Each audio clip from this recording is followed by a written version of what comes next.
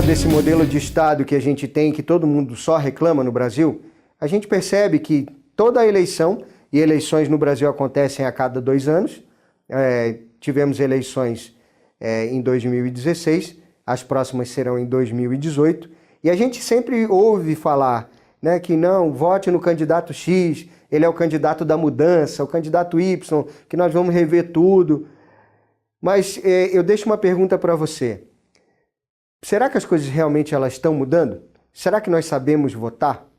Será que essa democracia que a gente tão deseja e ela é tão falada, será que ela realmente é uma democracia, no seu sentido literal? Eu vou deixar uma informação aqui hoje que ela é muito importante. Tem um livro chamado Na Teia do Nepotismo, que é do professor Ricardo Costa de Oliveira. Ele é um professor do curso de Sociologia da Universidade Federal do Paraná. E esse livro ele deixa uma informação muito peculiar, que ele diz que em torno de 60 famílias, literalmente, mandam no estado do Paraná. 60 famílias, literalmente, mandam no estado do Paraná. Isso é algo mapeado. Nesse livro, e eu recomendo muito a você que lê esse livro, Na Teia do Nepotismo, professor Ricardo Costa de Oliveira, ele traça uma história da política no estado do Paraná, que inclusive no começo do livro ele fala um pouquinho da história política de Santa Catarina também. Ele mexe em coisas lá do tempo das capitanias hereditárias. Se nós formos analisar a questão da política no estado do Paraná, em outros estados do país, nós vemos que existe uma política de pai para filho. Parece que o bastão ele passa, né, do pai para o filho. E nós aceitamos isso com muita tranquilidade. Se você olhar a nossa primeira divisão do país, que foi em capitanias hereditárias, ou seja, hereditário é que passa de pai para filho, pouca coisa mudou. Hoje nós vivemos num país que é uma república, mas na prática, na nossa política, que é uma política que parece que acontece de pai para filho, pouca mudança aconteceu.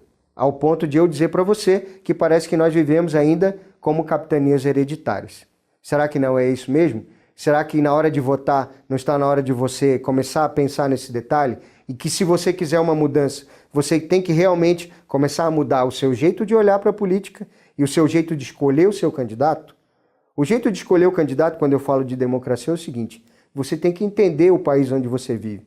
Você tem que entender o que a Constituição fala. Por exemplo, agora, nós tivemos alguns julgamentos pelo STJ, STF, TSE, e as pessoas não entendem o que é TSE. De onde surgiu esse ente?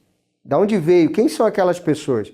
Pessoal, isso está escrito na Constituição Federal desde 1988. Ou seja, nós temos aí quase 30 anos dessa Constituição em vigor e a maioria das pessoas nem sabe que o TSE existe. Para que ele existe? Quem são as pessoas que estão ali? Essa desinformação realmente é o que mais prejudica o nosso processo eleitoral e o que mais prejudica a nossa democracia. Então eu peço para você pensar nessa questão, nessa política de pai para filho e para começar a analisar se realmente não está na hora de nós mudarmos a nossa maneira de ver as coisas e começarmos a entender como é que funciona o processo político para que a gente comece um período de grandes mudanças. Tá bom? Um abraço.